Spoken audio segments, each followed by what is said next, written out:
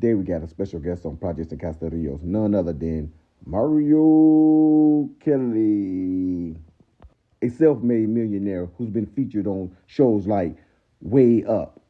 And let's listen. It's Way Up with Angela Yee, and it's time to shine a light. And today I want to shine a light on someone named Mario Kelly. Now, he was not so long ago homeless and sleeping in his van in Detroit. Now he's a self-made millionaire, and he lives in a beautiful home. He was featured on shows like Fox 2 News Work, who only honor those who have achieved huge accomplishments.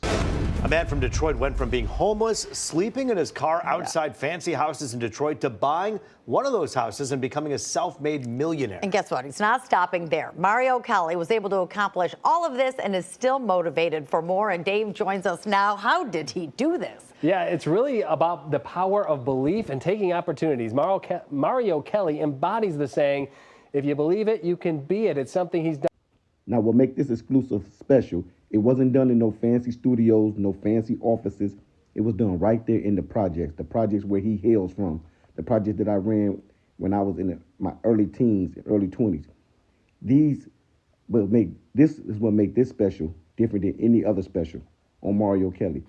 We go down to where it all began, the humble beginnings in the projects.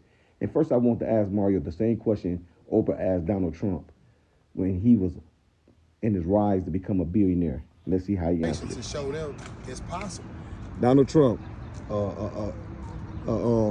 he's a great entrepreneur from New York. You know what I'm saying? He didn't stop there. He went to TV. He sold books. He sold steaks. He sold airplanes. He sold everything. But Mario, he's the president of the United States of America. So when you running? I got that shit. You know what? Don't say what he said, because he said he'll never do it. I got some years. Because he told Oprah he'll never do it. He said I could, but I would never do it. I got some years before I even think about that. You know, I gotta really, like I said, I want to sell this AI company. I want to get it to the point to where I can sell it for a couple $100 million. I want to do the movie. So, because I know a lot of people don't read, I want to do the movie for the people who go and watch. Now, without any further delay, we on to our way to the projects to hear the one and only Mario Kelly, the $27 millionaire, speak. Let's begin. We're here today with the now famous Mario Kelly. We're here in the humble beginnings, down here in the projects.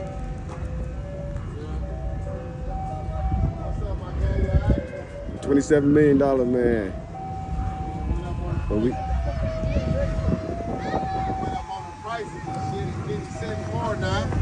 This shit is $1.50 now. He blaming on the tariffs. It's on the tariff too. What's up, man? Let me get a dollar ice cream. Yeah, What language you speak? Alhamdulillah. He speak Arabic? He must. I can speak to him in his language, Tell him. And Bismillah right Hey, here. come. How much? You know, see, calm don't mean how much? Yeah. I don't redo hold on, he gonna have to talk though. No, look, he thought he said what? He thought I was trying to say something in English. Yeah, what's up, dog? You playing for the Eagles? Huh? Playing for the East Point Eagles? Yeah, but I'm about to move to the Well, that's what he played for the all-time Eagles. Ducks. I'm about to move to the all-time Ducks. Hey. Me and him about to play for. I'm about to play for his teams. I'm about to play for his team. Hey, can I say something to you in Arabic right quick? You understand Arabic? Antas tarif al Arabiyya. Sorry. Kalilan. Shukran. Hey, Mera. Gotcha. And uridu Shatari. And uridu Shatari. Anshatari. You know Anshatari mean? How you say I want to buy something? Ashtari Alda, right? Nah, man, you don't want to talk Arabic, I don't want to talk to you. He know it, you don't want to talk to you. That's crazy. you been living here 35 years? He been here for 35 years straight. What, he forgot how to speak English? He forgot.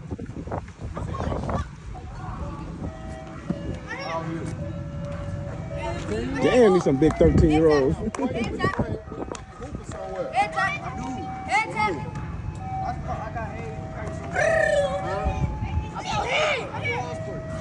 you play football for? He sucked, bro. East Side coach? He sucked, bro.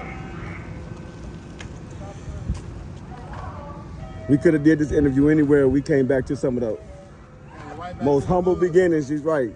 Yeah. The projects. Ain't nothing like it. But before we get started, I want to ask you a few questions, Mo. Ooh. But since I've been alive, I heard of 3 miracles. 3 miracles, Mo. Moses split the Red Sea, Jesus walked on water, and you turned $27 into $1 million. How you stay humble? Shit, the kids, my kids. Just knowing that there's more to do. Knowing that if I was able to turn it to $1 million company, I could turn it to a $10 million company. You know what I'm saying?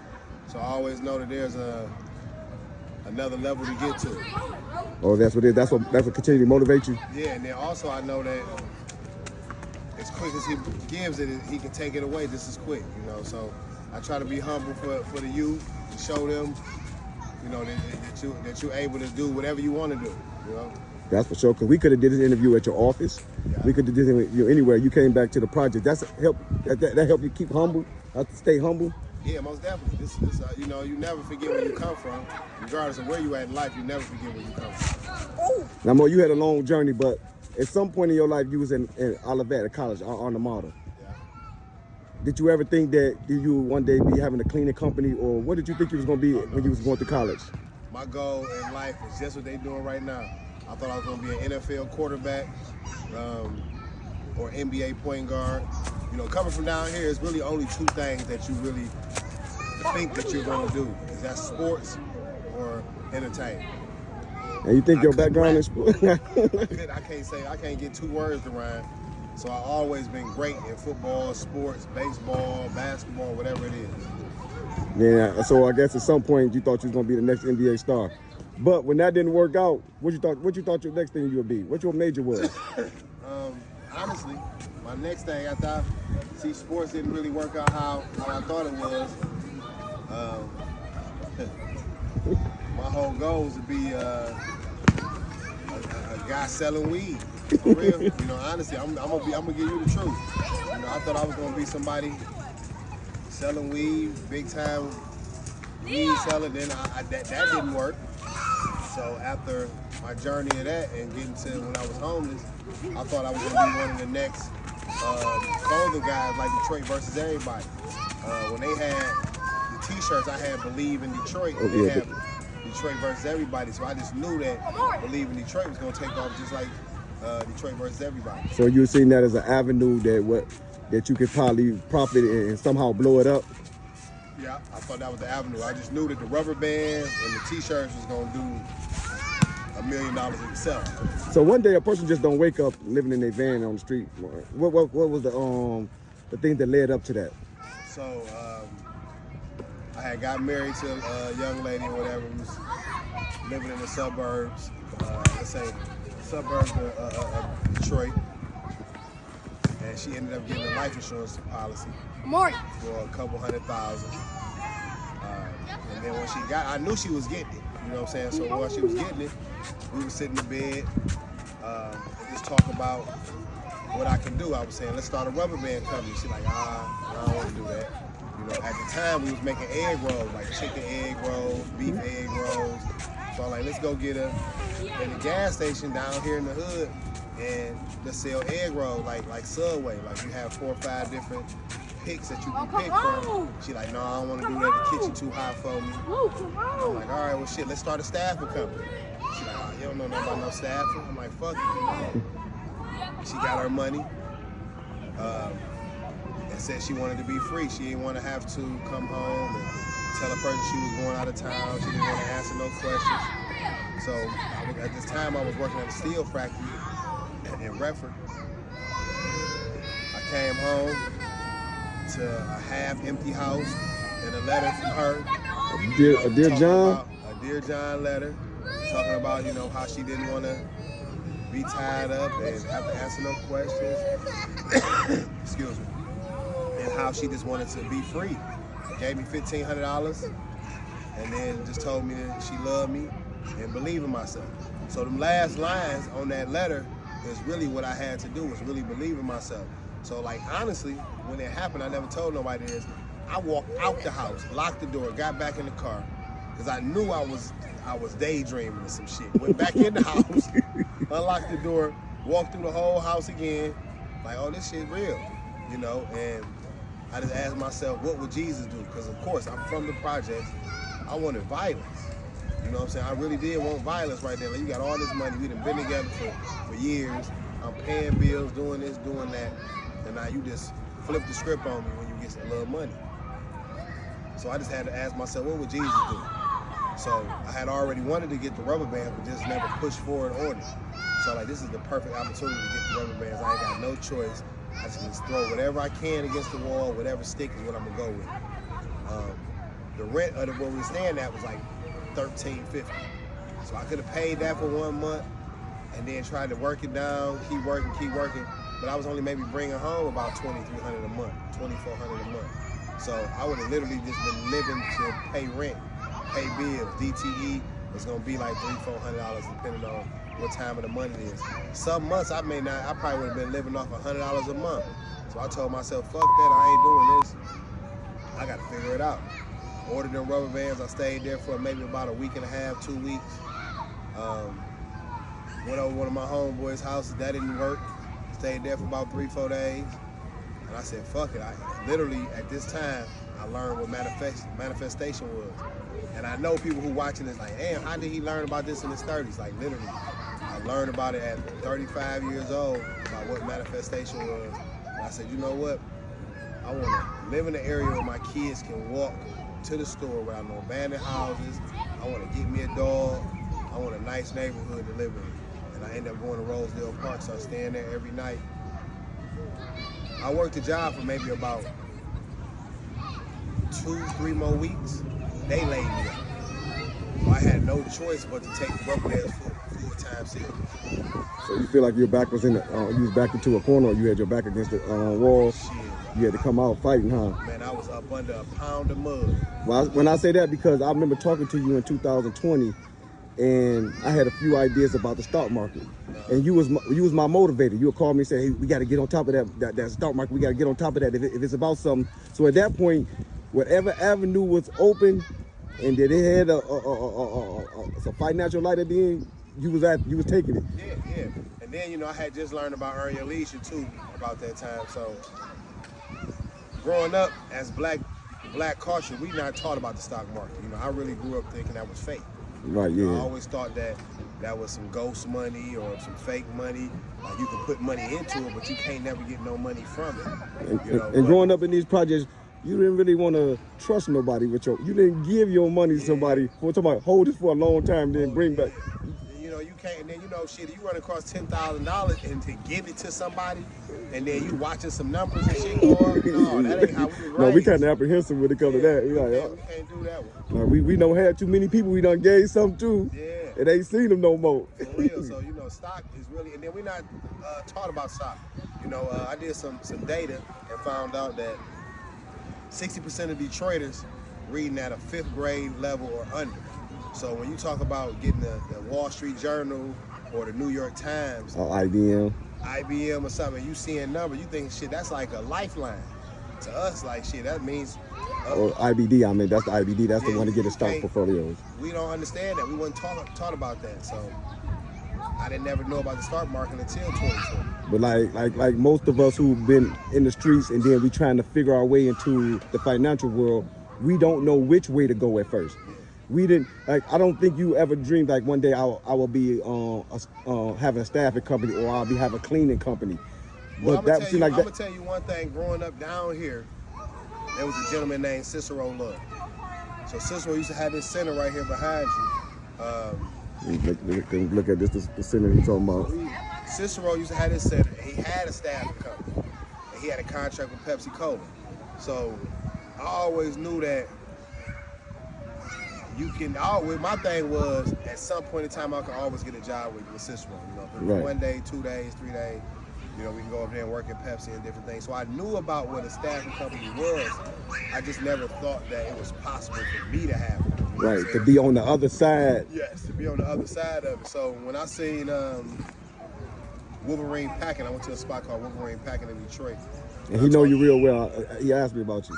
Yeah, so I talked to Jim, and I said, Jim came down here, because he bought these projects, let's say in 2016, 2017, and he told me, you know, he's trying to get 100 people to work, 100 people to fill out applications. I got like 150, 200 people to come from here to go fill out applications. And he told me, man, you need a staffing agency.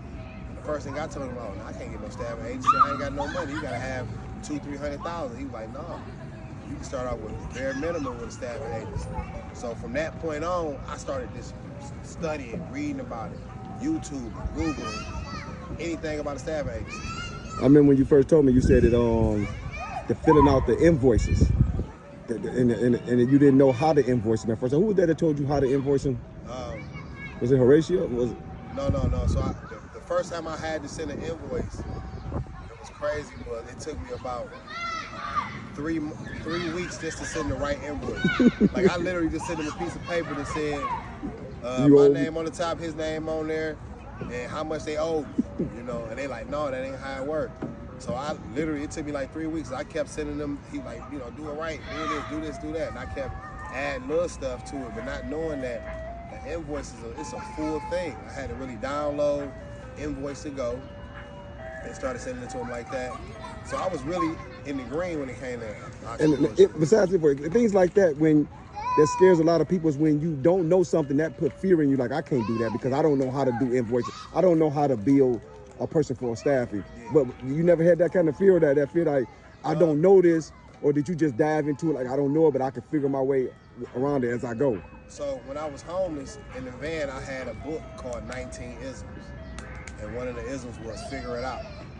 So I knew that if it don't kill me, I can figure the shit out. You know what I'm saying? Like for instance, when you talking about Horatio, when I got to Shinola and they asked me to send them a pricing. Right, that's what I was trying to get to the pricing.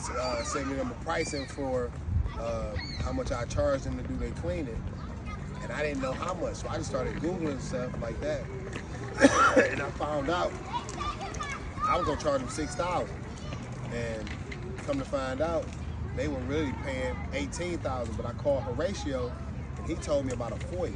He said, send them a FOIA so you can get your last contract from the last company. So that really helped me along as far as being able to price jobs and stuff like that. But just being fearful, you know, growing up down here, it makes you fearless. You know what I'm saying? Growing up in the projects, it makes you fearless because I'm walking from football practice. I'm getting dropped off down here. It's 8, 9, 10 o'clock at night. I got to walk through here. I'm walking through Death Valley, like we in Penn State or something damn near.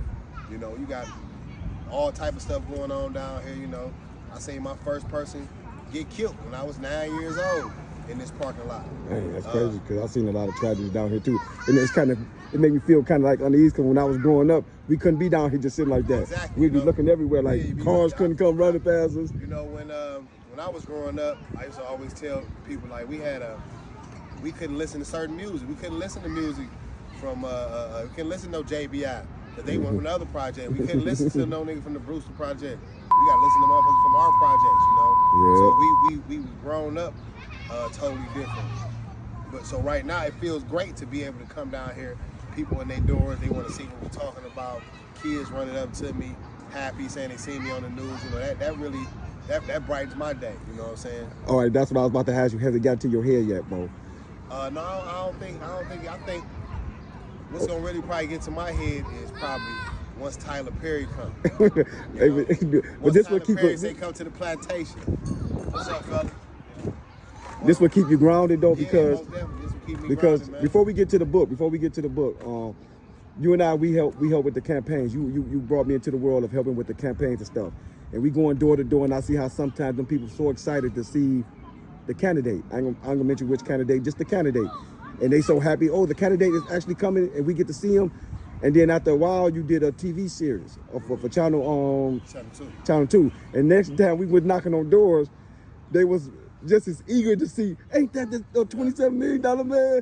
And then knowing you way before your struggles, knowing you way before that journey, that rough journey. I was with you for a lot of them times, you know what I'm saying? And you was like a mentor to me because I didn't know nothing about transforming to that world. Yeah. I wanted to, but I didn't know nothing about it. Yeah. But to see you come from where you at to somebody asking me, well, you know, we got the candidate right here. They like, okay, is that the $27 million man? I was like, but the candidate is right here. They like, well, is that the 27? I'm like, so what you want to see? They like, I want to see the $27 million, man. I want to know how he did that. And I don't know if it hit you yet. It hasn't hit me yet that I knew this person for all this time because your personality hasn't changed. When your personality, I want to know because I want to know when not to call your phone. Because right now I call your phone, you always answer, you always there, you still stay grounded. And I don't know if it's the Christ in you or what it is that causes you to do that, but you have not let it get to your head yet. Same number. I done had this number for at least 7-8 years. And you answer it. And I answer it. I mean, I don't know. I mean, I tell people all the time, I'm still Carol's son. You know, I feel like God, we all got 24 hours in a day. We all God's children. So I gotta act just as humble for these guys or for my homeboys or for my family, my brothers and my sisters, whoever I grew up with, so they don't think I done got the big head. You know? Yeah. But that right there when we was campaigning that day made me feel good, you know what I'm saying? It actually happened again, but it also makes me feel good that I'm with the candidate, so it's like more of a push for her. You know what I'm saying? Right. To say like, oh yeah, I'm voting for her, you know, if I see him with her, that's what I'm pushing for. You draw more light to their candidates. Yeah, because I'm really 100% behind it. But it's a yin and a yang for everything. Because you might be helping shine the light on one candidacy, you might be dulling the light. And I know that. So you have got, we don't want to talk about from who or what, but you have got messages from other candidates say, why I'm moving so fast. Why you moving with them and not coming stand here to, you got invitations from other candidates. I had a couple. What I'm going to tell you about that is, that's more groupiness to me. Because Mary Sheffield, we done said some names now. She has been helping me out when I was down here. You know what I'm saying? I remember in 2018, I was trying to have a entrepreneur convention event. She popped up, you know, and I wasn't. And this was when I was trying to sell rubber bands and shirts, and I wanted to have a venue like a pop-up shop. She popped up. These people right now are popping up because of the fame, the news, and all the popularity and stuff like that. So I can't move with them like that. You know what I'm saying? Oh, sorry, like that. You know, and then I also see. So no hard feelings, but. Yeah, no hard feelings. But the other day, a candidate, you know, told me, shit, don't move so fast. You know, being an entrepreneur and a businessman, you should wait till after the primaries. I say, well, it's different when they a friend to you. You know, right? Because a person who genuinely love these streets of Detroit, I gotta stick with them. I gotta move with them. And I'm gonna tell you this: she don't care about what city, what state, what side of the town it is, how much trouble it is. I done seen this lady walk through alleys. I done seen her pop up to the project picnic. I done seen her come places where I know guys ain't gonna come. You know, and I done see her do this without no security. So I really moving with who I think. I feel like she's the other candidates are in competition with God right now. This is God heaven sent. Right, you see more like an opportunist too if you wait till after the primary to say, "Ooh, I'm gonna figure out I'm gonna try to roll with the winner." You know what I'm saying? Instead of rolling with the person you think more qualified. But let's get back to the book. Now, Moses wrote the Torah. The followers of Jesus wrote the gospel. So you felt your story had to be told? Oh yeah, most definitely. And the real reason is I wouldn't have wrote the story unless I started hiring a lot of people from jail. And then a lot of people started getting out of jail and be like, bro, your name ring bells in jail. Your name is doing this and there, it's doing that. Like, as soon as I got out, they had already told me about you when I was locked up. And they said, when you get out and you want a job, go holler at Mr. Kelly. So this had came from multiple people who had just came out of jail. I ended up, over the last 4 years, I stopped counting, let's say in 2024. But up to 2024, I had hired already 2,000 returning citizens. Wow, that's So good. it ain't even no telling how many we did hire since then. Let's But think about 2021. You had a staffing company. You had a few contracts. But we was digging in garbage cans trying to find some workers. yeah, We was digging in garbage cans, and then I remember one day you came up to the pool hall. I said, how many? We couldn't get 8 workers real good. exactly. And you say, Rico, sit back and do your transportation. I got some up. I said, what you got up? You say, I need 170 workers. I said, I don't think they got that many garbage cans in Detroit, Michigan. And you said, I got this. And you had no clear plan, but you looked at me and you said, Cold America Park need 175 workers, and I'm going to get them workers. I looked at this man and I thought about the emu commercial. I said, he's just a dreamer. He's such a big. He ain't gonna be 175. We was digging. We was dumpster diving for the 8 workers. I'll tell you what, my plan was, like I said again, was I just literally threw everything at the wall. I started doing some commercials, and I said, you know, we got something here in Detroit called Crime in the D on Instagram and Metro Detroit News on Instagram. That's really the Detroit news. People don't watch 2, 4, and 7. They No. watch Crime in the D. Crime in the D or Metro Detroit News. So I would say if it's 700,000 people saying in Detroit, 500,000 of them, 500,000 people follow both of those pages. So I said, let me do some content, because they never have anything positive on it. No, it's always somebody just died. Always somebody died. Blue lights Always flashing. somebody robbed. Always somebody shot. Always somebody got caught with some drugs. I said, I want to switch the narrative and start putting positive stuff on there. Now, I know they go on this show called Kid L and say, oh man, I was the first to do this. I was the first. I literally was the first to put something positive on Detroit, Metro Detroit News, and Crime in the D. So I started doing job fairs. Saying, I'm gonna have a job fair. I need 150 workers. Putting it on Metro Detroit News, putting it on Crime in the D. And one thing I knew was people feel like they're doing a justice or doing some good work if they share something positive. If I tell my cousin, bro, go get this job, and he get the job, I feel like I did something good. You know what I'm saying? Yeah. So I knew that a lot of people. I remember one time it had over 1,300 shares in one day. So it went viral multiple times. Oh yeah. You know? I know you're talking to the audience, but I was there and I watched it. Yeah. And I was mesmerized. I said he did it. Yeah. He brought him out. He did something that no other agency could do during a time where they was giving away money to stay at home. Yeah. They were giving the money away to stay at home, and they tried to lowball you because you said, ain't no room in this for you.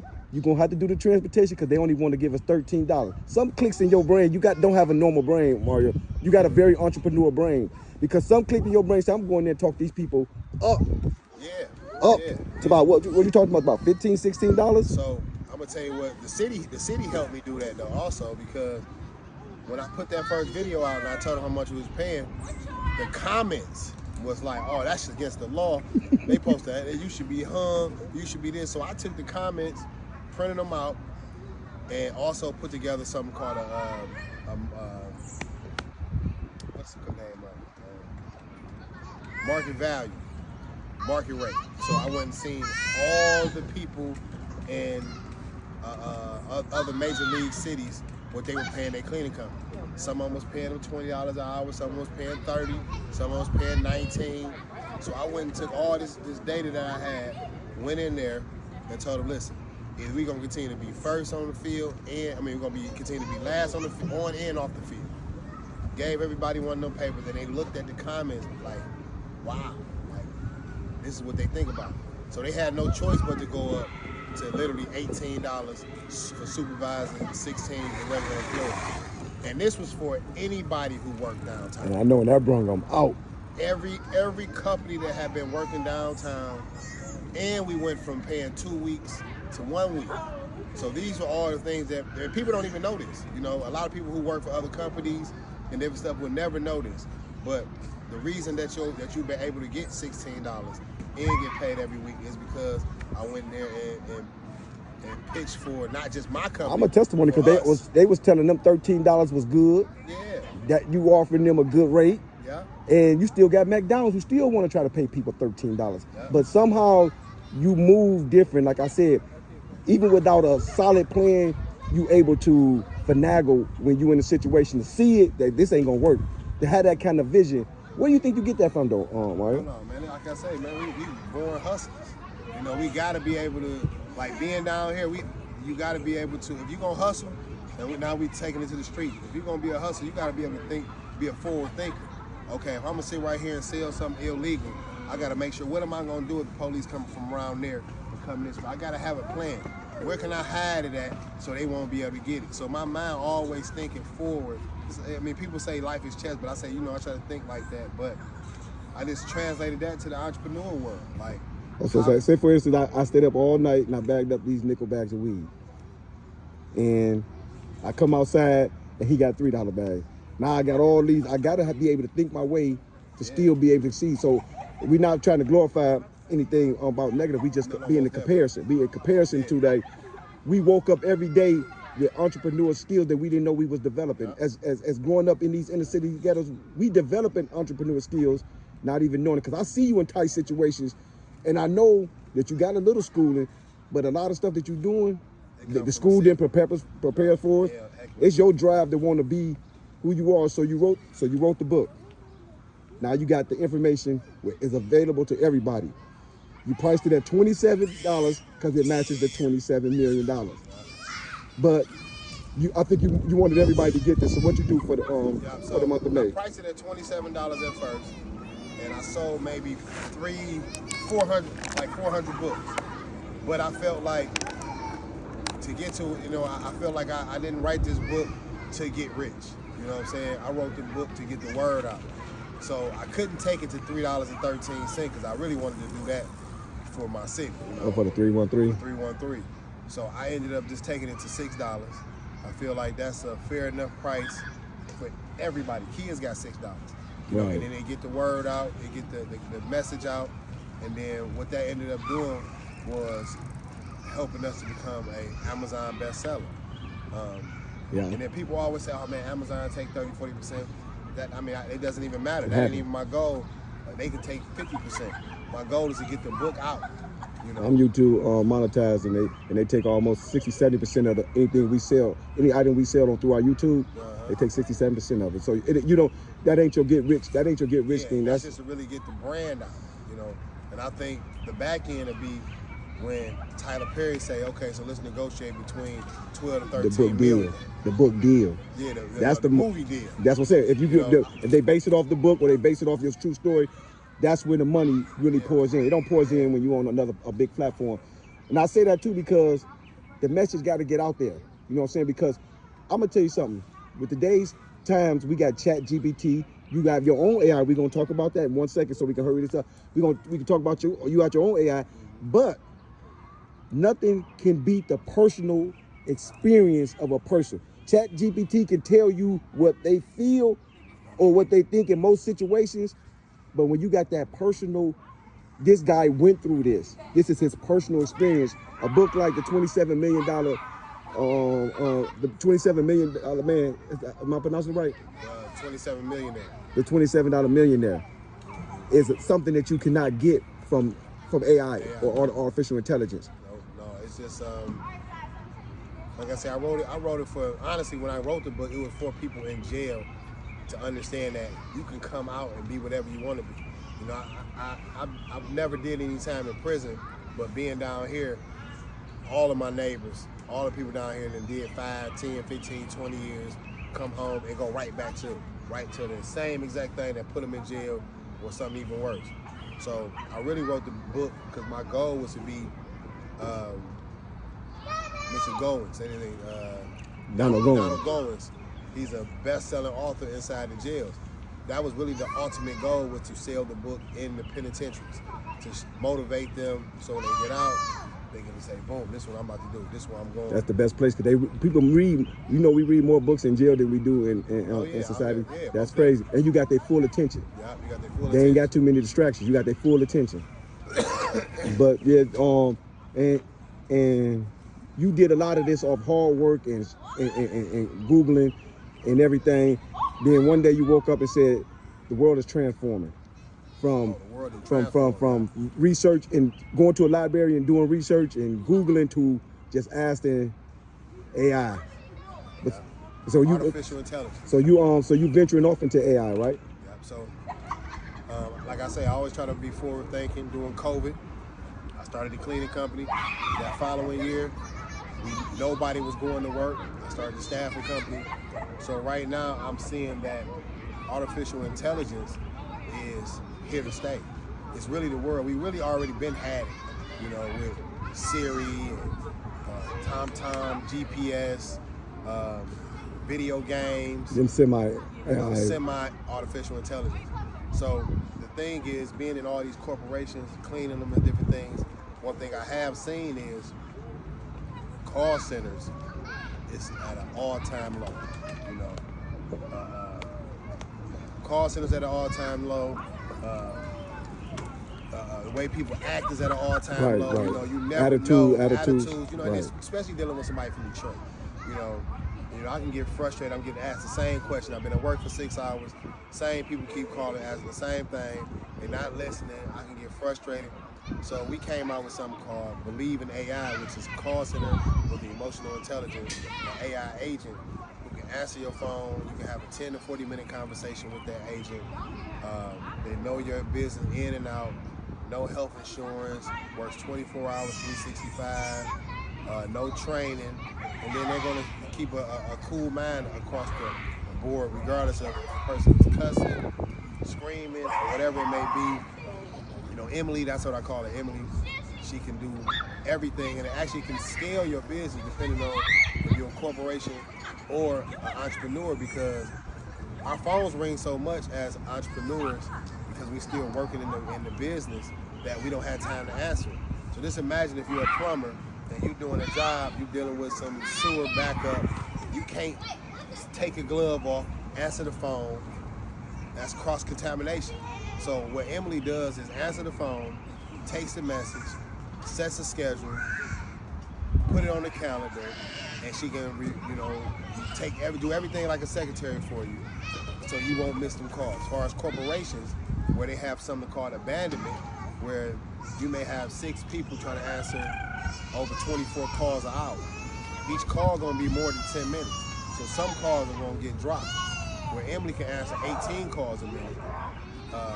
So you only need 2 or 3 bots to do up the job of Right, you do one job. 30, 40 workers, you know what I'm saying? So, you know, you can answer, Emily can answer 78 calls within an hour if each call was 10 minutes, compared to a worker only answering 6 calls. Is this easier to sell to the younger generation, or because I hear a lot of fears from the older generation about AI, because they seen I think it's Will Smith movie where the robots take over and then they attack us. So that's their vision of what AI can do if it's not controlled. But the younger generation can't even find their way home without GPS. So yes and no. But what I ended up doing with that was, you know, older people talk about RoboCop and Terminator and stuff like that. So we even started a artificial intelligence school that breaks everything down to the bare minimum, to the foundation, and teaches you about all artificial intelligence. You know, but the real thing is, my mother used to always say, you know, a dumb person can't work a smartphone. So at the same time, you got to still have some human intelligence in order to make sure the artificial intelligence is working right.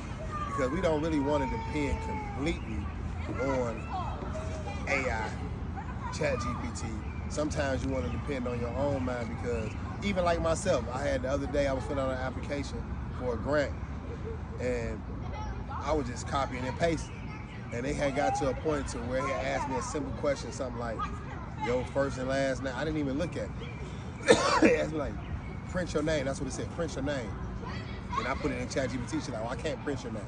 I'm like, oh damn, I ain't even read it. So sometimes we don't want it to take over our mind. Right. You know what I'm saying? We want to keep some human intelligence going. But yeah, because like I ask Siri questions, then I ask ChatGPT questions. ChatGPT is way more advanced than Siri. Most definitely. So your AI system, please tell me, is more advanced than the old one I used to scream at.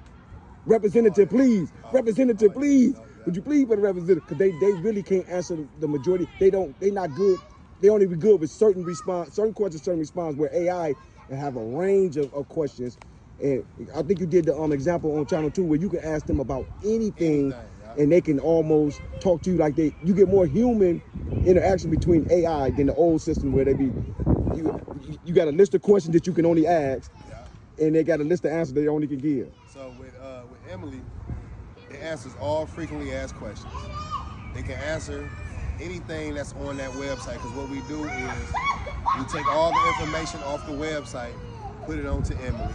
We take all their frequently asked questions off their website and off the internet, put it into Emily. And then what we also do is attach ChatGPT to it also. So any AI assistant is going to have ChatGPT to it. Just in case a person is calling, for instance, Shinola, a watch company, and say, hey, I want to get a Shinola, this and that, and this. But venture off and say, oh, but I got a Rolex that needs a battery. Can you help me out? And that's where the ChatGPT comes in and can say, oh, well, first off, Rolex doesn't have batteries, but if you're trying to get your Rolex fixed, I would suggest you go to an authorized Rolex dealer. And that's a question I asked her before. That's how I know that. So it's not the press 1 for Bob, press 2 for John. No, this is a back and forth interaction like you're talking to a real human. Right, that makes it where I don't have to scream representative, please, as soon as I get on there. If you're in a bad mood, for instance, like for a tow company we have, I called in and said, hey, Emily, I'm not in a good mood. I just had a flat tire. Please give me a tow truck. First thing she said is, oh, I apologize that you had a flat tire. I'm sorry that you're in this bad mood. I said, any way I can help you. Would you like me to call 911? Would you like me to do this? Would you like me to do that? You know, able to show empathy. Yes, show a lot of empathy. Keeps it stays on course, and it even tries to like have empathy to the point to where it say, do you want to talk about it? You know, almost like a therapist. So the world has changed so much. I just really wish that our black kids in the future are really trying to learn about this AI, are really trying to advance their mind, because it's really gonna push us back. We already were pushed back, but not being able to understand this system is gonna push us way back, because in 5 years, I tell people this all the time, 10 years guaranteed, a college degree ain't gonna mean shit if you're not advanced in AI. Robert Kiyosaki kind of predicted that them degrees, they are for very few sectors of the society, man, for doctors, lawyers, and stuff like that. But a lawyer really ain't gonna be, you know what I'm saying? I just no, because I might need the dismissal off ChatGPT. I just got a contract. A gentleman wants to do. He wants me to be a partner of his, so he sent me a contract. I took the whole contract and put it into ChatGPT and told it to act as if it was a experienced lawyer with more than 30 years experience in contract negotiation. And it gave me like 6 bullet points, like this contract is weak. Like this is how you negotiate this. Tell them this, and this. So at some point, outside of a lawyer representing you in court, we don't even really gonna need them no more. And the world changing fast. Yeah. So you think people should invest in technology like that, or learn that technology, or because a lot of people who don't learn, like people didn't learn Microsoft when it first came out, they invested in it. It was money, even if you didn't learn it, you can invest it in it. Invest in it right now, because we are in the world of, compared to Windows 97. You know, explosion. When it first came out, when the internet first came out, a lot of people didn't know about it, a lot of people didn't believe in it, but then you had that little small group of Mark Cubans, you know, who said, I'm gonna invest in this. You had a little small group of people who wanted to really understand about and knew about internet, knew it was going to take over the world. So yes, most definitely invest your money and your mind into it. All right, before we conclude, Mario, there's one thing. A lot of people gravitate towards you because of your personality. And I know everybody around you, like a lot of individuals that you grew up with, you done gave open opportunities. And a lot of them, through conversation with them, they say, well, I want to do exactly what you did. But really, when I look at your format, you didn't exactly be a staff and come of this and that, because you go into real estate. You had a drive and a desire, and being around you, you always tell me, you would like what they call no Diddy, man, a headhunter. You know what that person that is? A person that say, figure out your talent and what you should be doing with that talent. You know what I'm saying? And a couple of people that you grew up around, can't nobody hate on you. Because everybody had an opportunity. A lot of them wanted to mimic and say, well, I just wanted the staff to come because you got a staff to come. It seems like that's what's working. But what's working is your drive. They don't see how hard you got up in the morning, how hard you work. And if you put that into anything that you do, that kind of work ethic in anything you do, it should be successful. They don't have to mimic what you're doing, but how you doing it. And for that reason, man, I think a lot of people gravitate to you. Your story need to be told. It need to be on the big screen, the silver screen. It need to be on Netflix. It need to be somewhere. You know what I'm saying? Somewhere. I'm not even talking about Tubi in that level. I'm talking about where everybody from coast to coast get an opportunity to say, this is a genuine person, come from this is not Detroit. This is not English Village Detroit or Sherwood Forest Detroit. This is the projects. The real project. So there's no excuses. No excuses. And if you stay humble, people will gravitate towards you. We done been with the slickers in here, and we done seen some slick ones in the job. Yeah. I remember the two that tried to give me the fake name and think they was gonna still get the free ride. And they thought they just woke up one day slicker than us. You know what I'm saying? Like, but we done been through it all, the corporate, the street, and you realize that if you put your head strong, you put God first. And I know that because I don't know if they know that. I talked to you on plenty of occasions. God, I know you put God first in your life. And how much of an inspiration that been, and how much you give God the credit for your success. So the good thing with growing up down here, we had 3 Catholic churches around us. And my mother made sure if we wanted to come play hoop, basketball, football, anything, we had to go to church on Sunday. Then church was really where the basketball league was at. We didn't really have a lot of leagues, but in order to go play in the league, you had to go to mass. So God is really the reason I'm sitting right here. You know, I'm living his dream. You know, he's blessed me to bless others. You know, going back to something you said as far as a genius, it's 9 forms of intelligence. So everybody in the world, everybody who's watching this has some type of genius level talent. But it's up to you to tap into it. You know, you got music smarts, you got people smarts, you got plant smarts. But it's up to you. Like Kanye West is a music smart person where he can see notes and songs in his head. Like I said, I can't put 2 words together, but I've never met a stranger. You know, I'm a people smart person, where you may have a cousin or something that you ain't never really heard him say 3-4 words, but he may be one of the best cooks, or know what to take when you sick, know what herb to put in your leg with, this herb when you burn, or something like that. So he's a plant smart person. You know, you got people who are reasoning smart, who have been blessed with the ability to walk away. You know, who can really come and get an understanding. Damn near like a judge, like a principal, a teacher. Those are people with reasoning smart. So we all have some type of genius level talent. It's just up for us to tap into it. You know, and like you said, I've always been a person who try to figure out what's happening next, but a lot of people say, damn man, how you do that, how you do that? It was the hard work. So you didn't see the work I put in 2020, 2021, 2022, you know, going through 6-7 different accounts, then going downtown, staying down there to 1-2 o'clock in the morning, making sure everything was right, going back home, getting back up at 5 in the morning and starting it all over. You know, this just didn't pop up overnight. You know? So it wasn't luck. No, it wasn't no luck. This is hard work, dedication. Hard work, dedication. So that's what Mayweather said. And I understand it, you know, once I got those from the table, flip my mind was getting that $27, cleaning that church. That church telling me about another church. That church telling me about another church. You know, in 3, maybe 5 days, I made 45. How you go from that church till you about another church, to that church till you buying lots, doing real estate, having cleaning contracts, believe AI. But you didn't know where your ceiling was? You didn't see the ceiling? No, I think we, once our ceiling becomes the floor, it's really what is my goal. But right now, I don't see no ceiling. You know, that's why I keep saying, you know, mistakes, Tyler Perry mistakes. You know, the mistakes after that, we taking it on Broadway, we making plays out of it. You know, just not movies, we're gonna make plays